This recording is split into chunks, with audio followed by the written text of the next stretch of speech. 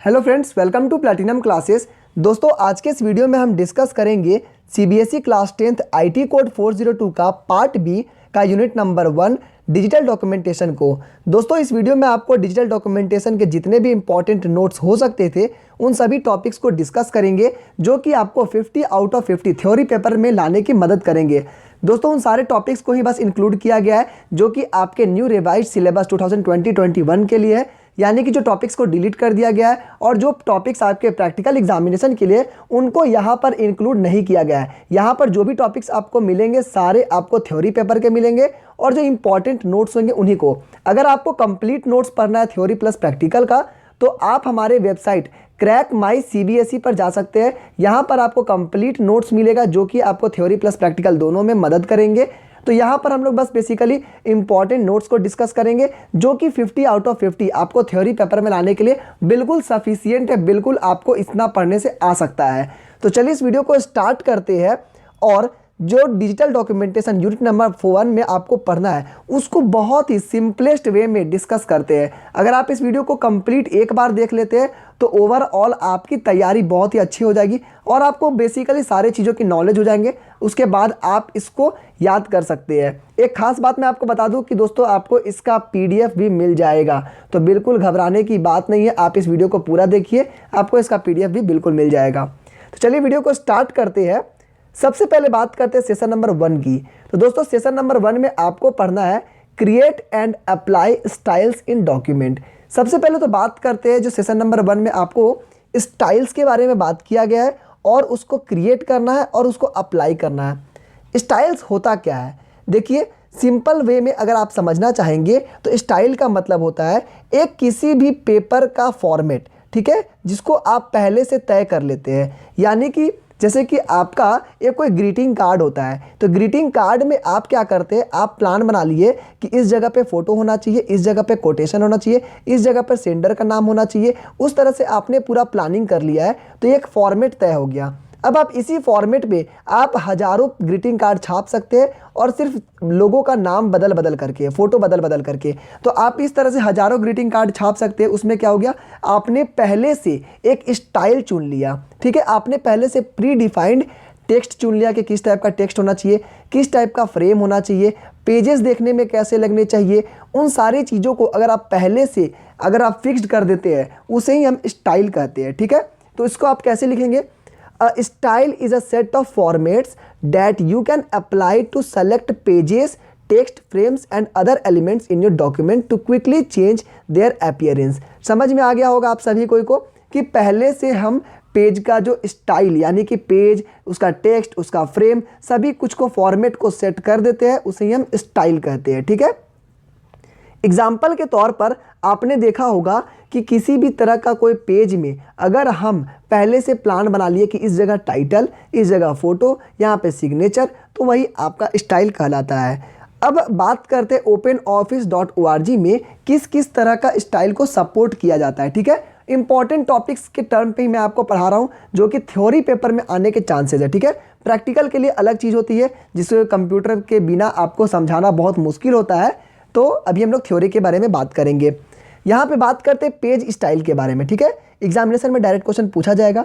तो page style क्या होता है, पेज स्टाइल का मतलब हो गया जब आप किसी पेज में मार्जिन को पहले से सेट कर लिए, आप उसका हेडर को सेट कर लिए, फुटर को सेट कर लिए, आप उसका बैकग्राउंड कलर को सेट कर लिए, तो ये क्या हो गया, पेज का स्टाइल हो गया कि आप अपने पेज को किस तरह से दिखाना चाहते हैं, ठीक है। तो ये पेज का स्टाइल हो गया। उसके बाद होता है पैराग्राफ का स्टाइल। पैराग्राफ का स्टाइल का मतलब क्या हो गया, अब आप उस पेज में एक चीज़ तय करेंगे कि जो मेरा पैराग्राफ होगा उसका जो लाइन का गैप होगा वो कितना बड़ा होना चाहिए, पैराग्राफ का अपीयरेंस कैसा होना चाहिए, पैराग्राफ इस तरह का होना चाहिए या वर्टिकल में होना चाहिए, हॉरिजॉन्टल में होना चाहिए। इन सारी बातों को आप जब सेट करते हैं तो वो हो गया पैराग्राफ स्टाइल।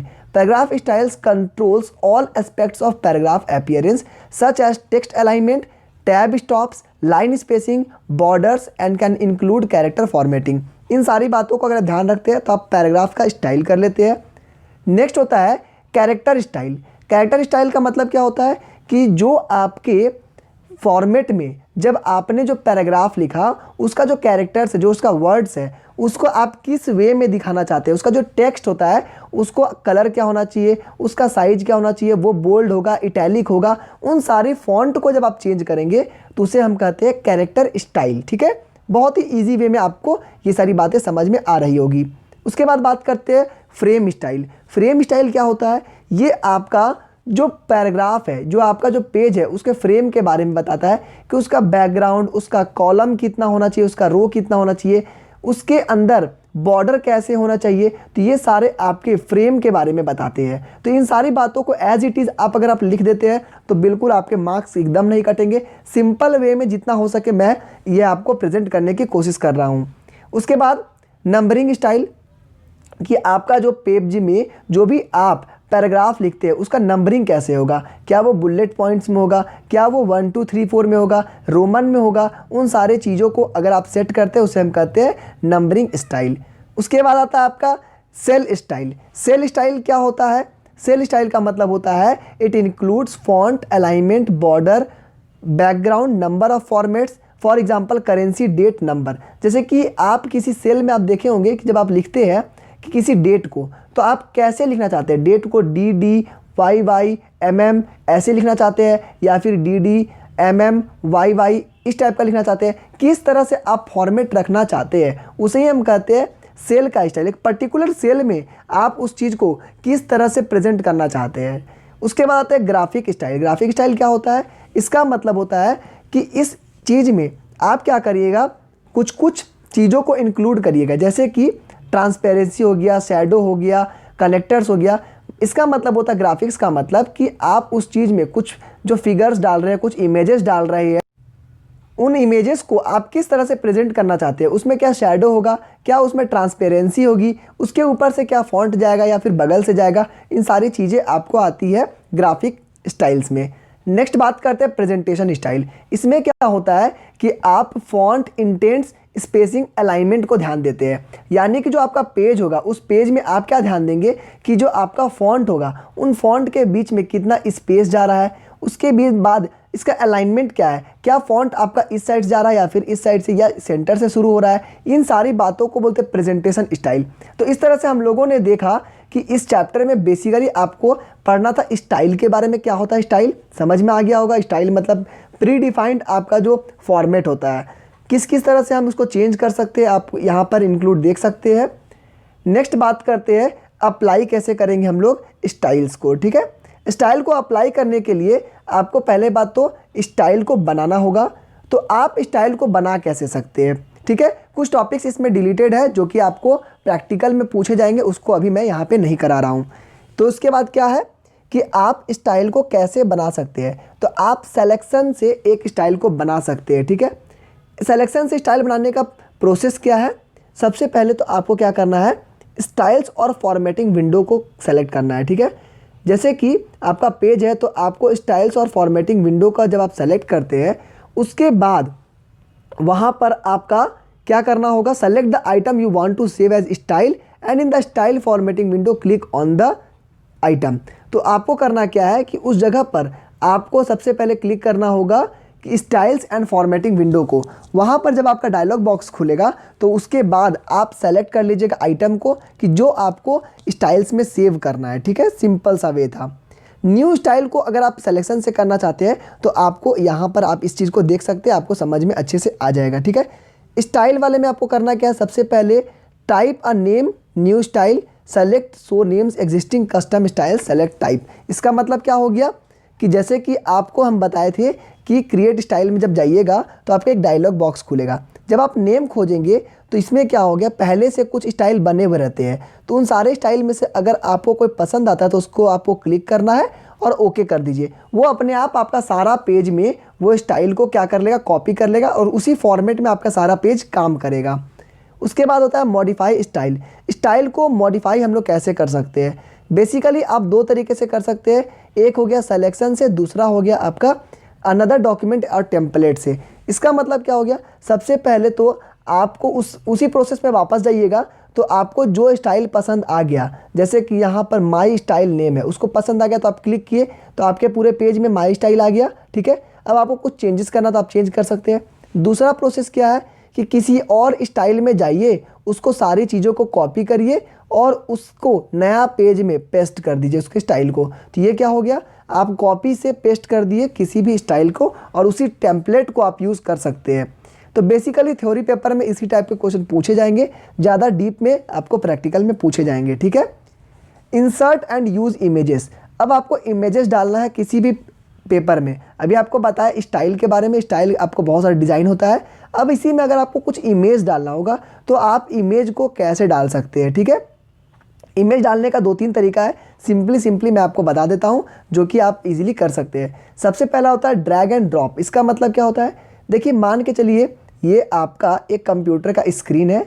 यहाँ पर आप क्या करते हैं कि एक फ़ाइल खोले जिसमें आपको एक पेज खोले जिसमें आपको यहाँ पर एक फ़ोटो बहुत सारा रखा हुआ है, इस फ़ोटो को यहाँ डालना है। तो आप करिएगा क्या, इस फ़ोटो को क्लिक करिए, खींच करके आप यहाँ लेकर रख दीजिए। इसी को बोलते हैं ड्रैग एंड ड्रॉप, ठीक है। किसी भी आप देखे होंगे मॉनिटर पे, डेस्कटॉप पे बहुत सारे आइकन है, बहुत सारा फोटो रखे हैं। इसको आपको किसी डॉक्यूमेंट में डालना है तो डॉक्यूमेंट खोलिए और इसको पकड़िए, पकड़ के खींच के यहाँ डाल दीजिए, तो ये इसके अंदर चला जाएगा। इसे ही कहते हैं हम ड्रैग एंड ड्रॉप। कुछ आपको इंग्लिश में जो लाइन्स लिखे हैं उसको पढ़ लीजिए। Open a file browser windows and locate the image you want to insert, drag the image into Writer document. Drag the image का मतलब क्या होता है, उसको पकड़िए, खींचकर वहाँ पर कर दीजिए, उसके बाद आपका वहीं पर आ जाएगा। A faint vertical line marks where the image will be dropped. देखिए जब आप वहाँ से खींच करके कहीं ले जा रहे हैं तो आप देखे होंगे इस पेज में आपका इस टाइप का जो ब्लिंक करते रहता लाइन, तो वही लाइन बताता है कि आपका फोटो इस जगह पर आएगा। लाइन इस जगह ब्लिंक कर रहा है तो फोटो इस जगह पे आएगा। तो ये सारी बातें आपको याद रखनी है।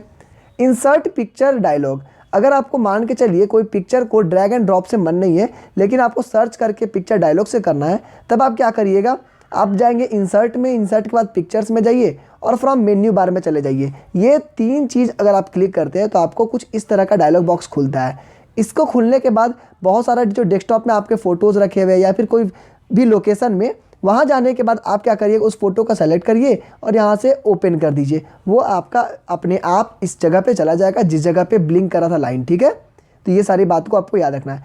प्रीव्यू का मतलब क्या होता है, प्रीव्यू का मतलब होता है आप पहले देखना चाहते हैं। देखिए यहाँ पे जब जैसे ही क्लिक किए तो ये इसका फ़ोटो दिखा दिया कि भाई ऐसा फ़ोटो है, आपको पसंद है तो डालिए, वरना नेक्स्ट फ़ोटो को सेलेक्ट कर लीजिए। तो प्रीव्यू ऐसी को बोलते हैं।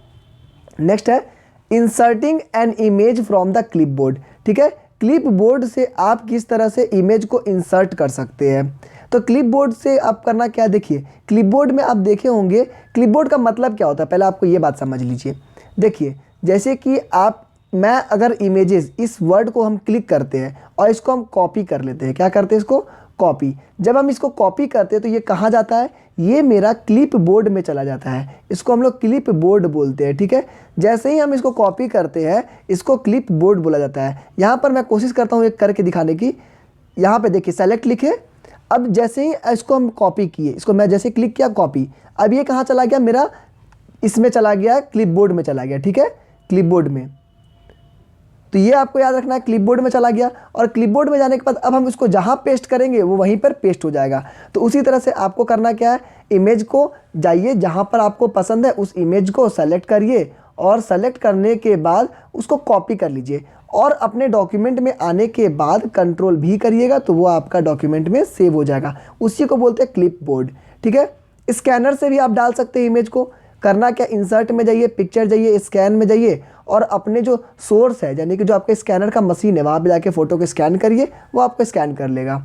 उसके बाद अपने गैलरी से भी डाल सकते हैं। तो टूल्स में जाइए, गैलरी में जाइए और जो फ़ोटो पसंद है उस फोटो को क्लिक करिए, आपके डॉक्यूमेंट में आ जाएगा। ये सारे बातें थी आपको अपने इमेजेस को डॉक्यूमेंट में डालने के लिए, ठीक है। अगर आपको उसी इमेज को कुछ मॉडिफाई करना है, कुछ चेंजेस करना है, ठीक है, बहुत इंपॉर्टेंट टॉपिक मैं आपको बता रहा हूँ, इसको अच्छे से दोस्तों याद रखिएगा, ठीक है। इसके जो पीडीएफ जब आपको मिलेगा ना, तो आप जब पीडीएफ को पढ़ेंगे तब आप देखेंगे कि बहुत ही अच्छा आपको कॉन्फिडेंस आ गया और कुछ इंपॉर्टेंट क्वेश्चन जब मैं करवाऊंगा थ्योरी पेपर के लिए तब आपका ओवरऑल 50 आउट ऑफ 50 पक्का आ जाएगा। तो यहाँ पे देखते हैं मॉडिफाई एन इमेज। इमेज को आप देखिए जब डाल देते हैं किसी डॉक्यूमेंट में तो उस डॉक्यूमेंट में अब आपको इमेज को मॉडिफाई करना है, मतलब आपको उसका कलर चेंज करना है, उसका साइज चेंज करना है, उसका पोजीशन चेंज करना है। तो इस किस तरह से आप कर सकते हैं, ठीक है। तो आपके लिए कुछ कुछ चीज़ें हैं जो आपको याद रखनी है, जो कि आपको एग्जामिनेशन में थ्योरी पेपर में पूछा जाएगा। सबसे पहला बात तो पूछा जाएगा कि दोस्तों ग्राफिक मोड क्या होता है। तो ग्राफिक मोड में बेसिकली हम लोग करते क्या है, कलर चेंज होता है। जो बातें मैं आपको बता रहा हूँ उसको बस आप याद रखिएगा। ग्राफिक मोड में कलर चेंज होता है, ये आपका एग्जामिनेशन में पूछा जाएगा। दूसरा पूछेगा फ्लिप वर्टिकल और हॉरिजॉन्टल का मतलब क्या होता है। फ्लिप वर्टिकल का मतलब क्या हो गया, ये अभी इमेज इस तरह से है तो अगर आप पलटते हैं तो इमेज किस तरह से बन जाएगा, अब ये इमेज इधर से बन जाएगा, तो वर्टिकली हो गया। हॉरिजॉन्टली कैसे हो जाएगा, हॉरिजॉन्टल जब ऊपर से है तो ये क्या बन जाएगा, ये नीचे से चला जाएगा, तो ये हो गया हॉरिजॉन्टली। तो ये दोनों बातें आपको याद रखनी है। फिल्टर का मतलब क्या होता है, फिल्टर का मतलब होता है कि जब आप कोई तरह का फ़िल्टर लगाते हैं, मतलब कि पहले से जब आप इमेज को कभी देखे होंगे मोबाइल में एडिट करते होंगे तो आपको बहुत सारे फ़िल्टर्स मिलते हैं, मतलब अलग अलग तरह के कस्टम डिज़ाइंस मिलते हैं। उसको अगर आप सेलेक्ट करते हैं तो उसी तरह से वो आपको चेंजेस कर देता है। इसके बारे में मैं आपको अभी नीचे एक टेबल दिखाऊंगा, उस टेबल में आपको मैं अच्छे से समझा दूंगा, ठीक है। नीचे मैं एक टेबल दिखाऊंगा। उसके बाद जाते हैं कलर में। तो कलर जब जाइएगा तो इससे क्या होगा, आप RGB कलर को चेंज कर सकते हैं। उस फोटो का RGB कलर, यानी कि उस फोटो में आपको कितना रेड कलर का रहना चाहिए, कितना ब्लू, ये कितना ग्रीन, उसका जो बैलेंसिंग है आप उसको चेंज कर सकते हैं, ठीक है। ये रहा आपका टेबल जिसको मैं अभी बता रहा था, बताऊंगा। कुछ इंपॉर्टेंट चीज़ है जिसको आपको याद रखना है। सबसे पहला इन्वर्ट। इन्वर्ट का मतलब क्या होता है, इन्वर्ट का मतलब होता है कि जो कलर का वैल्यू होता है उसको चेंज कर सकते हैं, यानी कि आप उसके ब्राइटनेस के वैल्यू, आप उसके ग्रे स्केल के जो वैल्यू होता है आप उसको चेंज कर सकते हैं। तो आपको इन्वर्ट का मतलब याद रहना चाहिए। स्मूथ का मतलब क्या होता है, जो इमेज होता है उसका जो कॉन्ट्रास्ट होता है उसको क्या करते हैं, सॉफ्टेन कर देते हैं। जैसे कि आप देखे होंगे जब किसी का फोटो रहता है उसको अगर आप स्मूथ करिएगा तो छोटे छोटे जो पिंपल्स होते हैं, जो छोटे छोटे जो दाने होते हैं वो मिट जाता है, यानी क्या कर रहा है, वो कलर को स्मूथ कर दे रहा है, ठीक है। ये आपको याद रखना है। शार्पेन का मतलब क्या होगा, इसका मतलब जो कॉन्ट्रास्ट को बढ़ा देंगे, इससे क्या होगा, डिटेल्स आपको और भी अच्छे से दिखेंगे, ठीक है। आपके फेस के पिंपल से लेकर के जो भी आपको डिटेलिंग देखना है तब आप शार्पनेस उसको बढ़ा सकते हैं। नॉइस हटाने का मतलब क्या होता है, पिक्सल होता है। नॉइस का मतलब आवाज़ नहीं, देखिएगा यहाँ बता होता है पिक्सल। आप देखे होंगे जब नॉइजी जब इमेज रहेगा तो आपको बहुत सारे डॉट डॉट डॉट डॉट थोड़ा सा गंदे टाइप से दिखेंगे। जब आपका नॉइस कम करिएगा तो वो पिक्चर और भी सुंदर होने लगेगा। सोलराइजेशन का मतलब क्या हो गया, आपको उसमें कितना लाइट चाहिए। लाइट मतलब कि सनलाइट के बारे में बात हो रहा है कि आप जैसे कि जब आप सोलराइजेशन को बढ़ाइएगा तो फोटो देखने में लगेगा कि ये फोटो दिन में शूट किया गया है धूप में। अगर आप इसको कम करते हैं तो ये देखने में लगेगा कि ये आपका छाया में शूट किया गया, यानी कि आपका नीचे शूट किया गया है कोल्ड में। तो ये आपको बस देखना है सोलराइजेशन में। एजिंग में क्या होगा, ये आपके बेसिकली आपके इफेक्ट्स को, टाइम इफेक्ट को बढ़ा देते हैं। जैसे कि 10 साल बाद आपका फोटो क्या होना चाहिए, या फिर जो भी आप एक पेड़ है उसको 10 साल बाद कैसा दिखेगा, या फिर 10 साल पहले कैसा दिखता होगा, तो ये एजिंग को आपको डिफाइन करता है। उसके बाद आता है पोस्चराइज। इसका मतलब क्या होता है, अगर आप इसको यूज़ करते हैं तो इसका मतलब हो जाता है कि आपको पोस्टर बन जाएगा। पोस्टराइज का मतलब पोस्टर बन जाएगा, देखने में लगेगा कि भाई कोई पेंटिंग किया है। पॉप आर्ट का मतलब क्या होगा, ड्रामेटिकल लगेगा, एकदम देखेगा भाई ये एकदम कार्टून टाइप का लग रहा है, ये एकदम ड्रामेटिकल लग रहा है, ओरिजिनल पिक्चर ये आपको नहीं लग रहा है। तो ये बातें आपको याद रखनी है। चारकोल में क्या हो जाएगा, ब्लैक कलर का बन जाएगा, यानी लगेगा कि कोई आपको चारकोल से कोई पेंट किया है, ब्लैक एंड सिर्फ वाइट दिखेगा फोटो, ठीक है। रिलीफ का मतलब हो जाता है कि इसमें आपका एडजस्ट लाइट को कर सकते हैं, ठीक है। शैडो कितना होना चाहिए, शैडो नहीं होना चाहिए, इन सारे चीज़ों को देख सकते हैं। मोजाइक का मतलब हो गया कि किसी पर्टिकुलर एरिया को आप क्या करते हैं, पिक्सल से ब्लर कर देते हैं, ठीक है, पिक्सल से ब्लर कर देते हैं। तो ये सारी जो चीज़ें हैं ये सभी आपका थ्योरी पेपर में पूछा जाएगा, क्योंकि यहाँ पर आपको थ्योरी पेपर से क्वेश्चन आने के चांसेस बहुत ज़्यादा है, ठीक है। ट्रांसपेरेंसी का मतलब क्या हो गया कि जो आप इमेज डाले हैं किसी भी डॉक्यूमेंट में वो कितना ट्रांसपेरेंट है। समझ सकते हैं ट्रांसपेरेंट मतलब कि अगर आप ट्रांसपेरेंसी को बहुत कम करते हैं तो इसका मतलब क्या होता है, इमेज आपको साफ साफ दिखेगा। अगर आप ट्रांसपेरेंसी को बढ़ा रहे हैं तो इसका मतलब क्या हो रहा है, ट्रांसपेरेंट बन गया, इमेज के पीछे का जो चीज़ है वो भी आपको दिखने लगेगा। जैसे जैसे ट्रांसपेरेंसी को बढ़ाइएगा इमेज के पीछे का सारा डॉक्यूमेंट्स आपको दिखने लगेगा और इमेज कम होने लगेगा। तो ये सारी बातें आपको याद रखनी चाहिए। उसके बाद बात करते हैं using the formatting toolbar and picture dialog box. अगर आपको फॉर्मेटिंग टूल बार को यूज़ करके आप किस तरह से इमेजेस को चेंज कर सकते हैं। सबसे पहले तो आप ग्रुपिंग ऑफ ऑब्जेक्ट्स कर सकते हैं, ठीक है। इसका मतलब क्या हो गया कि आप अलग अलग इमेज को ग्रुप कर सकते हैं। देखिए, अगर आप कंप्यूटर चलाए होंगे तो आपको पता होगा कि बहुत सारा इमेज होगा या फिर बहुत सारा जो डॉक्यूमेंट होता है, अगर आपको सेलेक्ट करना है तो आप करते क्या है, सबसे पहले एक को सेलेक्ट करेंगे। एक को सेलेक्ट करने के बाद शिफ्ट दबा करके, अगर आप एरो की इधर का दबाएंगे तो ये इधर सेलेक्ट कर लेगा, शिफ्ट दबा करके नीचे करेंगे तो नीचे हो जाएगा, ठीक है। तो आपको याद रखना है, शिफ्ट दबा करके एरो की को यूज़ करके हम लोग ग्रुपिंग कर सकते हैं और उस ग्रुप को आप कहीं भी यूज़ कर सकते हैं, यानी कि आप एक बार में आप बहुत सारे इमेज को सेलेक्ट कर सकते हैं, ठीक है। इन सारी बातों को याद रखना है। उसके बाद बात करते हैं पोजीशनिंग इमेज। पोजीशनिंग बहुत इंपॉर्टेंट है, इसको याद रखिएगा कि आपका इमेज का पोजीशन कहाँ कहाँ पर हो सकता है। तो इमेज का जो पोजीशन होता है वो आपका टोटल 4 सेटिंग्स आप कर इसको कंक्लूड करिएगा। टोटल 4 सेटिंग्स आपको यहाँ पे देखने को मिलता है। सबसे पहला देखिए, यहाँ पे इमेज के साथ आप टेक्स्ट को भी ऐड कर लीजिएगा, मतलब कि आप किस तरह से पोजीशन, किस जगह पर आप डॉक्यूमेंट में रखना चाहते हैं। सबसे पहला होता है अरेंजमेंट, कि आपका जो ग्राफिक्स है, आपका जो टेक्स्ट है, आपका जो चीज़ें हैं, वो सारी चीज़ें किस तरह से आपका अरेंजमेंट रहेगा। तो अरेंजमेंट के लिए आप क्या हो सकता है, आप या तो वर्टिकल एक्सिस पे रखिएगा या हॉरिजॉन्टल एक्सिस पे रखिएगा, आप किसी एक जगह पे उसको ऐड कर सकते हैं। उसके बाद क्या होता है, अलाइनमेंट। अलाइनमेंट का मतलब हो गया कि आपका जो फोटो है वो किस जगह पर होगा, ठीक है। रेफर टू वर्टिकल और horizontal placement of the graphic in the relation to choose anchor point. मतलब कि आपका एक एंकर पॉइंट होता है कि जहाँ से आपका अलाइनमेंट शुरू होगा। जैसे आप 5 फोटो डाले और आप क्या किए, अलाइनमेंट रख दिए वर्टिकल, तो ये सारा फोटो आपका इस तरह से आ जाएगा, ठीक है। अगर आपने इसको हॉरिजॉन्टल रखा तो सारा फोटो आपका इस तरह से, तो किस तरह से अलाइनमेंट हो रहा है, ठीक है, ये आपका हो गया। उसके बाद आते हैं एंकरिंग। एंकरिंग का मतलब हो गया कि किस पॉइंट से वो आपका स्टार्ट होगा। Refer to the reference point of the graphics. This point could be page, frame with the object, paragraph और इवन द कैरेक्टर। मतलब कि आपका जो फॉर्मेट कर रहे हैं वो किस पॉइंट से स्टार्ट किया जा रहा है, ठीक है। अभी बताया अलाइनमेंट का मतलब होता है कि आप किस तरह से उसको सजा रहे हैं, लेकिन किस जगह से स्टार्टिंग पॉइंट अगर आप बताते हैं उसी को एंकरिंग बोलते हैं। उसके बाद आते हैं टेक्स्ट रैपिंग। इंपॉर्टेंट है, इसको अच्छे से याद रखिएगा। टेक्स्ट रैपिंग का मतलब क्या होता है, आप देखे होंगे कि जब आप MS वर्ड में जब आप कुछ काम करते हैं तो कोई फ़ोटो डालते हैं तो बहुत बार देखे होंगे कि जो आपका टेक्स्ट होगा वो फ़ोटो के ऊपर से पार हो जाता है। बहुत बार आप देखे होंगे कि आपका जो फ़ोटो है उसके अगल बगल से सारा टेक्स्ट पार हो जाता है, लेकिन फ़ोटो में नहीं चढ़ता है, ठीक है। कभी कभी आप देखे होंगे कि आपका टेक्स्ट इधर चला गया, फ़ोटो इसके ऊपर से आ गया।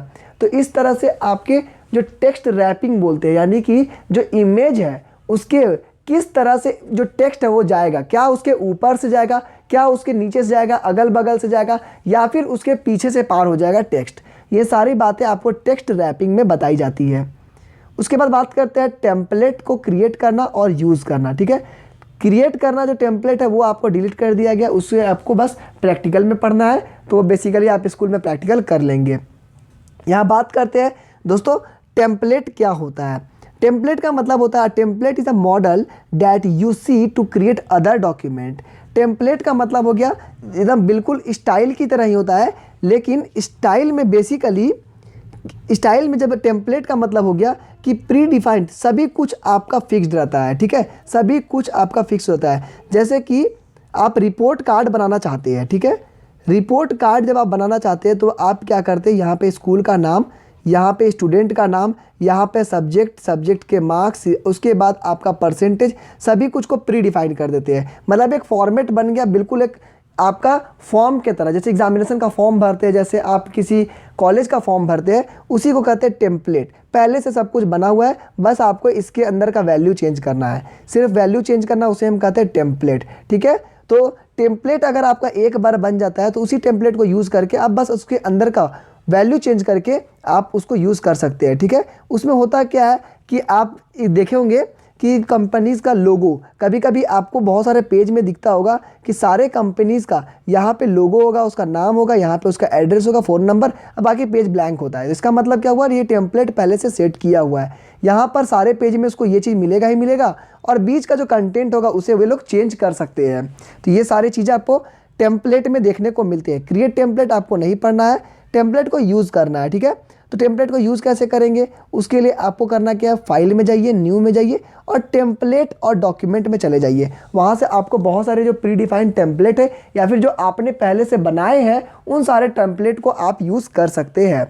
उसके बाद बात करते हैं changing to a different template. अगर आपको टेम्पलेट को चेंज करना है तो भी आपको सिंपली फाइल न्यू टेम्पलेट में जाइए, वहाँ से आप चेंज कर सकते हैं किसी भी टेम्पलेट को, ठीक है।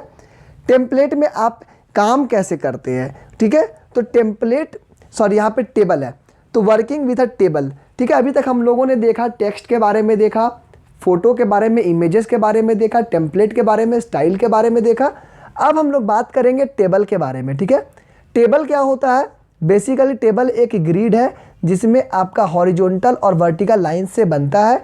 इसे कहते हैं हम लोग वर्टिकल लाइन, इसे कहते हैं हॉरिजॉन्टल लाइन, इसे कहते हैं सेल या ग्रिड, ठीक है। इतना सारी बातें आपको याद रखनी चाहिए। तो यहाँ पे एग्जामिनेशन में कुछ क्वेश्चंस पूछे जाते हैं जिसको आपको याद रखना है। जैसे कॉलम क्या होता है, कॉलम हो गया टॉप टू बॉटम, इससे हम लोग कॉलम कहते हैं, इसे हम लोग रो कहते हैं। और सेल क्या होता है, इंटरसेक्शन, जो इसके बीच का जो पार्ट्स होता है इंटरसेक्शन, इसे हम लोग सेल कहते हैं। उसके बाद बात करते हैं इंसर्टिंग अ टेबल। टेबल अगर आपको अपने डॉक्यूमेंट में डालना है तब आप क्या करेंगे, टेबल में जाइए, इंसर्ट में जाइए और टेबल ऑप्शन में चले जाइए। यहाँ जाने के बाद जब आपको एक डायलॉग बॉक्स खुलेगा जिसमें आपको बताना है कितना कॉलम कितना रो रहेगा, और इन दो बातों को अगर आप बताते हैं तब आपका बिल्कुल टेबल तैयार हो जाएगा और बन जाएगा। यहाँ पे आपको बॉर्डर, अगर आप बॉर्डर को अगर क्लिक करते हैं तो आपका बॉर्डर बन जाएगा उसके चारों तरफ, ठीक है। सेशन नंबर 4 में आपको पढ़ना है create and customise table of content. Table of content को कैसे क्रिएट करेंगे और किस तरह से आप इसे कस्टमाइज करेंगे, ठीक है। तो writers table of contents features let's you build an automated table content from the heading in your document.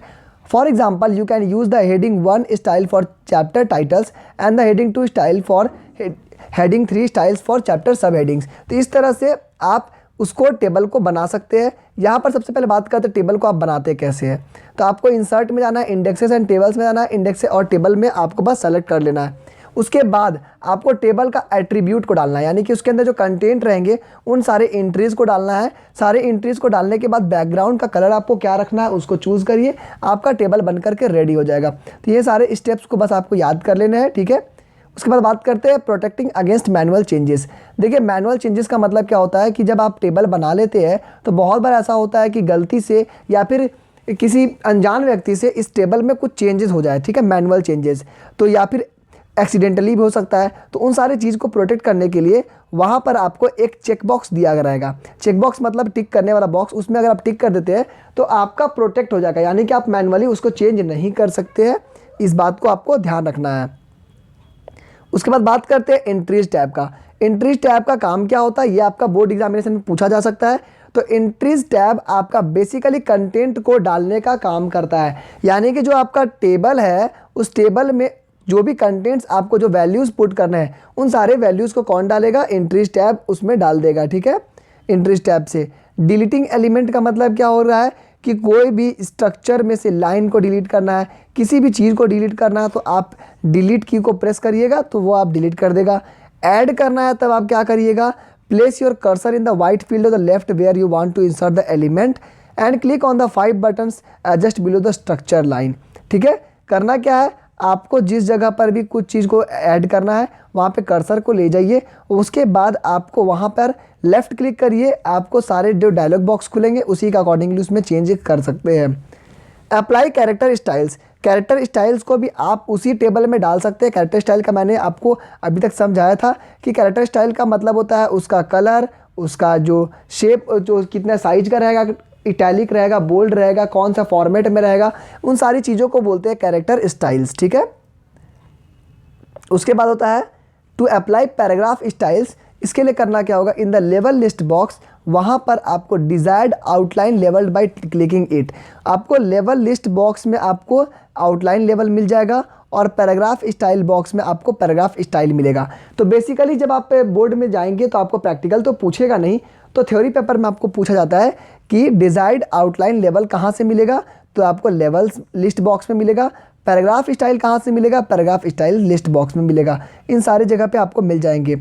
Next बात करते हैं implement mail merge. Mail merge क्या होता है, a mail merge is a way to take a letter you have written and send it to a whole bunch of people, personalizing it with information about them so they might think that you typed the letter personally for them. इसका मतलब हो गया कि देखिए, जब आप कभी आपको 500 लोगों को किसी तरह का मेल भेजना है, मतलब किसी तरह का लेटर भेजना है, तो उसमें आपको क्या है, 500 बार तो आप लेटर लिखेंगे नहीं, तो आप मेल मर्ज को यूज़ करेंगे। इसमें क्या होता है, एक बार आप पूरे चीज़ को डिफाइन कर दिए कि मेरा मेल में क्या क्या बातें रहेगी, और कुछ टॉपिक्स जो कि आपको चेंज करना है, जैसे जिसको मिल रहा उसका नाम, उसका एड्रेस, ये सारी चीज़ों को आप अलग कर लेंगे। तब आप एक फॉर्मेट बनाते हैं, तो बस आपको उसका नाम और एड्रेस बस बदलना है, और जो कंटेंट आपको बदलना है उसको बदलिए, और सारी चीज़ें आपका यहीं पे बदलते जाएंगे। ठीक है, इसका बेसिकली वही मतलब होता है कि एक ही लेटर में आप हज़ारों लोग को भेजेंगे और हज़ारों लोग को अलग अलग तरह का लेटर मिलेगा, उनके नाम से, उनके जो एड्रेस से, जो आप उसमें चेंजेस करना चाहते हैं उसी से। ठीक है, मेल मर्ज बनता कैसे है, ये आपका इंपॉर्टेंट है। Open a template if you have one you want to use, create a new writer document. अगर आपके पास पहले से कोई टेम्पलेट है तो आप उसे यूज़ कर लीजिए, अगर आपको मन है तो आप नया टेम्पलेट बना भी सकते हैं। उसके बाद आपको सबसे इम्पॉर्टेंट चीज़ मैं अभी बता रहा हूँ। इम्पॉर्टेंट चीज़ क्या है कि जब भी आपको सेव करना है मेल मर्ज को, तो सेव करने का जो प्रोसेस है, जो उसका जो लिखने का तरीका है, वो आपको याद रखना चाहिए। इसी से आपको बोर्ड में एग्जामिनेशन में पेपर में क्वेश्चन आएंगे। मेल मर्ज लिखना है, अंडरस्कोर लिखना है, ओपन इनरोलमेंट्स .ods, ठीक है, या फिर मेल मर्ज लिखिए, डैट्स लिखिए, पेरेंट्स .odt। तो इस तरह से आपको जो भी नाम लिखना है, सबसे पहले तो आपको मेल मर्ज लिखना है। ठीक है, एग्जामिनेशन में पूछा जाएगा तो मेल मर्ज लिख दीजिए। उसके बाद अंडरस्कोर लगाइए, जो भी आपको नाम लिखना है नाम लिखिए। उसके बाद .ods लिखिए या फिर .odt लिखिए। यही से आप सेव कर सकते हैं। इसके अलावा आपका मेल मर्ज काम नहीं करेगा। Don't save in the word format. Examination में पूछा जाएगा कि क्या हम वर्ड फॉर्मेट में मेल मर्ज को सेव कर सकते हैं, तो आप लिखिएगा बिल्कुल नहीं सेव कर सकते हैं, क्योंकि हम लोगों को मेल मर्ज को इसी तरह से सेव करना है, ODT या फिर ODS फॉर्मेट में। एडिट करना है अगर आपको, to edit and save files and mail merge labels, open the saved file in the normal way, you will prompt update all links, choose no for the following reason and the first label page turned as the master label. क्या है कि basically आपको कोई question पूछा जाएगा examination में कि हम एडिट कर सकते हैं या नहीं, तो बिल्कुल आप कर सकते हैं। और किस तरह से करेंगे, तो आपको सिंपली उस फाइल को ओपन करना है जिस फाइल को आपको चेंज करना है, और वहाँ पर जब आप कर्सर को ले जाएंगे तो हर चीज़ का हाईलाइट होने लगेगा, आप उसको चेंज कर सकते हैं।